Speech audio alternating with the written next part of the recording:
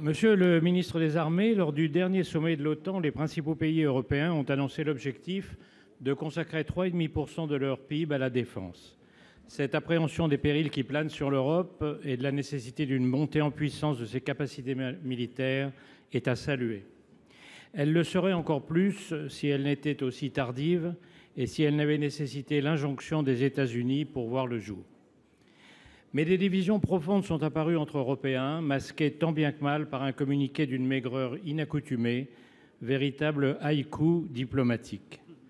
La France prône une autonomie stratégique selon laquelle les Européens doivent s'équiper et produire sur le sol européen, tandis que l'Allemagne préfère simplement un pilier européen plus fort au sein de l'OTAN. Cette position l'a emporté dans le programme EDIP, largement ouvert aux industriels extra-européens.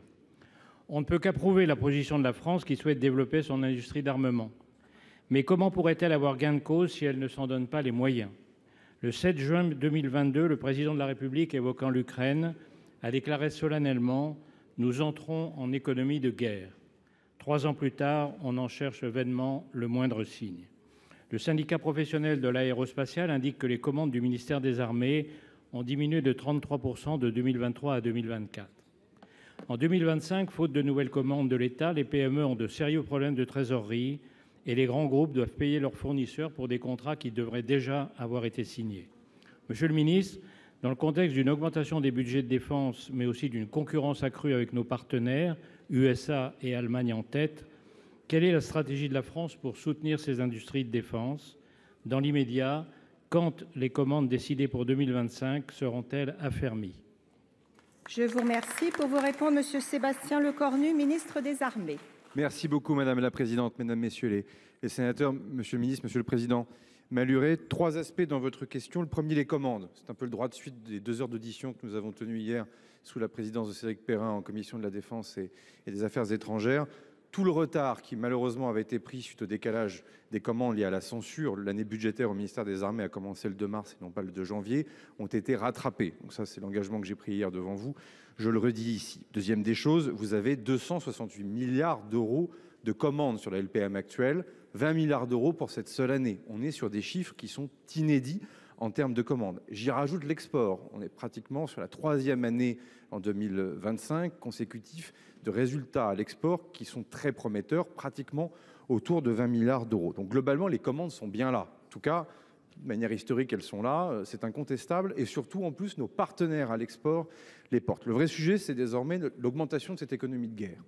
Alors, quand vous dites, je reconnais bien là, qu'on cherche les résultats, je pense qu'il suffit de voir les cadences, l'augmentation des cadences, l'augmentation des rythmes de production dans des usines comme KNDS, à Bourges, à Roanne, dans les usines de Dassault Aviation pour le Rafale, dans les usines d'MBDA pour le Mistral. Ce travail en plus, il est bel et bien réel. Le sujet maintenant, c'est aussi une leçon pour nous tous, c'est que ça va vite de détruire de la valeur industrielle, c'est beaucoup plus lent de la reconstruire.